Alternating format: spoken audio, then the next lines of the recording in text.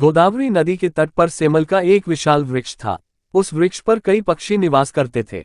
दिन में वे भोजन की तलाश में खेत खलिहानों में जाया करते और संध्याकाल को पेड़ पर स्थित अपने अपने घोंसलों में लौट आते।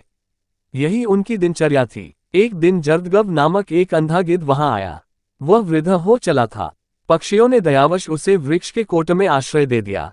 पक्षी जब भोजन की तलाश में जाते तो गिद्ध के लिए भी भोजन ले आते थे। बदले में वह उनके बच्चों की देखभाल कर दिया करता था। इस तरह गिद्ध को बिना श्रम आहार प्राप्त हो जाता था और पक्षी भी अपने बच्चों की तरफ से निश्चिंत होकर भोजन की तलाश में दूर दूर तक जा पाते थे। सुख चैन से पक्षियों और गिद्ध के दिन व्यतीत हो रहे थे। एक दिन कहीं से एक बिल्ली उस वन में आ पहुंची। इधर उधर भटकते हुए जब वह उस पेड़ के पास से गुजरी तो उसकी दृष्टि पक्षियों के अंडों और बच्चों पर पड़ी।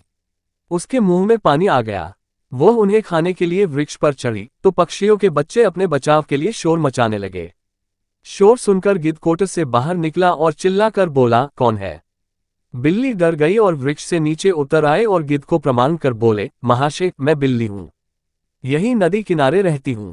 पक्षियों से मैंने आपकी बहुत प्रशंसा सुनी है, इसलिए दर्शन हेतु चली आई।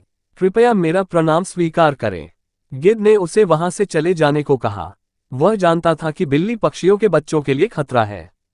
बिल्ली समझ गई कि भले ही गिद्ध अंधा और बूढ़ा क्यों न हो, उसके रहते पक्षियों के अंडों और बच्चों पर हाथ साफ करना असंभव है। वह किसी तरह पानी चिकनी चुपड़ी बातों से उसे विश्वास में लेने का प्रयास करने लगी।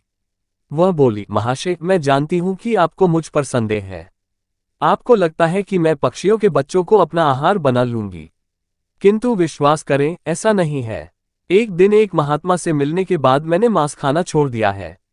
मैं पुनर्तः शाकाहारी बन गई हूं और अपना समय धर्म कर्म की बातों और कार्यों में ही लगाती हूं। आपकी प्रशंसा सुनकर आपके सानिध्य में कुछ व्यतीत करने का विचार कर आपके पास आई हूं। कृपया मुझे अपने सानिध्य में रख लें।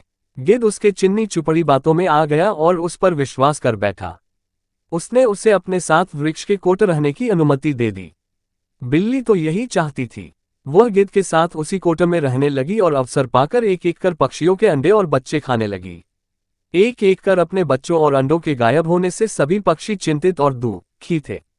एक दिन सबने इसकी पड़ताल करने की ठानी। जैसे ही बिल्ली को इस बात का अंदेशा हुआ, वो कोट छोड़कर भाग गई। इधर पड़ताल करते हुए पक्षियों ने जब वृक्ष के कोट में झांका तो उन्हें वहां ढेर सारे पंख पड़े हुए दिखाई पड़े। उन्हें लगा कि गिद्ध ने ही उनके बच्चों को खा लिया है।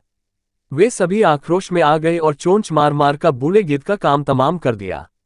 बिल्ली पर विश्वास कर बेचारा गिद्ध व्यर्थ में ही अपने प्राणों से हाथ धो बैठा।